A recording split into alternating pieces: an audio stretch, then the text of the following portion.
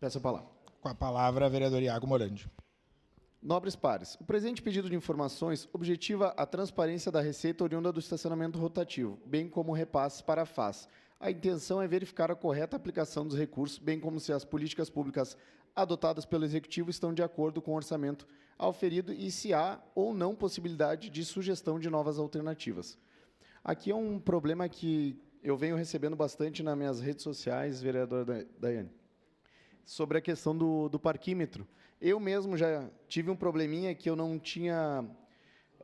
eu fui pagar, né, para a pessoa ali que estava para receber e ela não tinha troco para me dar. E ela falou que eu deveria fazer no Pix. E eu não tinha bateria no meu celular. E aí acabei demorando até achar troco ali e a pessoa foi lá e me multou.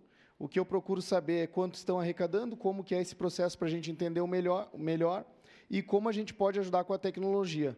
Tendo em vista que, para multar, eles são bem rápidos. A fiscalização de trânsito tem um carro com câmeras 360, onde passa efetuando a multa em tempo recorde, é bem rápido nessa questão. Então, a gente quer saber como está a estrutura do parquímetro, quanto recebe, para onde está indo o dinheiro, que sai lá na multinha, lá que vai para uma parte para a FAS, a gente quer saber onde está indo esse dinheiro, como a FAS está utilizando, se ainda está utilizando, se teve outro contrato, como é que está. Está no pedido de informações. Basicamente, seria isso, senhor presidente.